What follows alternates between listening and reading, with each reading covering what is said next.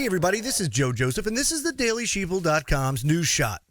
WIBW recently put out an article that I had to kind of look twice at, but at the same time didn't surprise me at all. Probably won't surprise you either, but it just goes to show you how close we are to the merging of man and machine. Now, for years, you've heard about, a potential, the mark of the beast being microchips being implanted.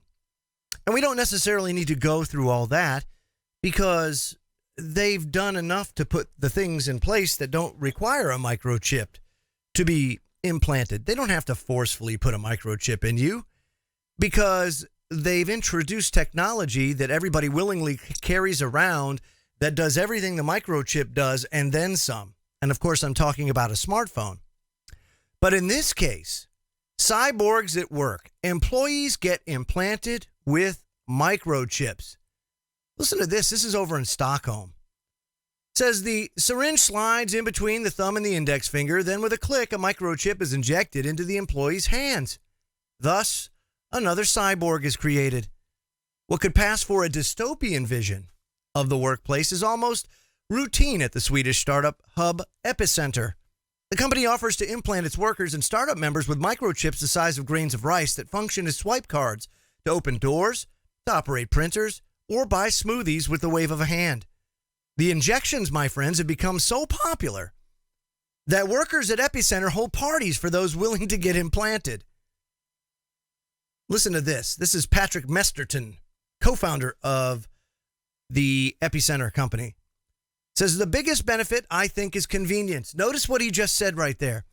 The biggest benefit I think is convenience. Folks, that's the downfall of us all. The culture of convenience has gotten so, let's just say, people have become so addicted to convenience that they're willing to sell their souls if it makes their lives just a little bit easier. And while I'm not anti-technology, what I am against is those that take advantage of technology that can be really beneficial and can make our lives easier.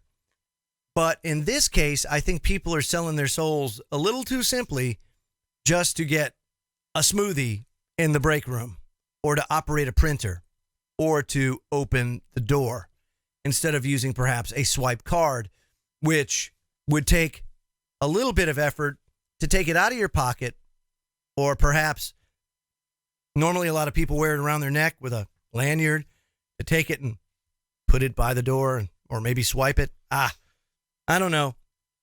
Again, we're seeing this. The next step after this is biometrics.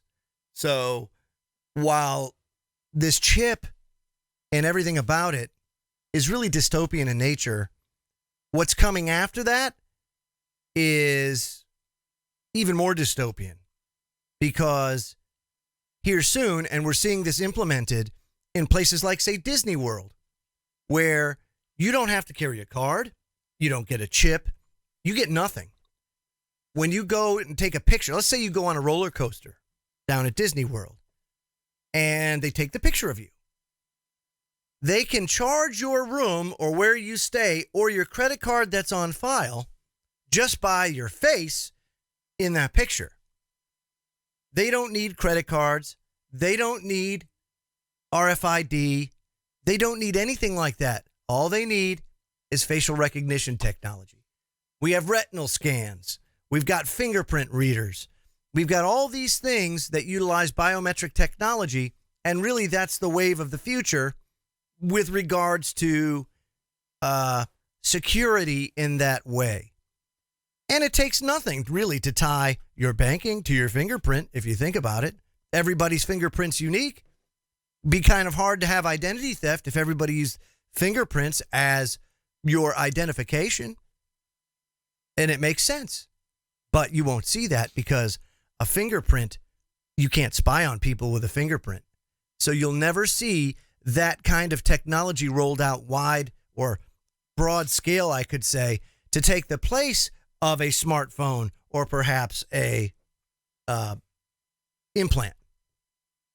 We can see that it will go into use for some things, but it won't be used as far-reaching as, say, now, your card with the chip in it. So this is something that, I think we need to pay attention to, because while it makes things more convenient, it certainly allows for much more invasion of privacy and the erosion of your rights. I'm Joe Joseph. This was the DailySheeple.com's News Shot. Subscribe to this YouTube channel today. Feel free to comment below and check out our website at thedailysheeple.com. Have a great day, everybody.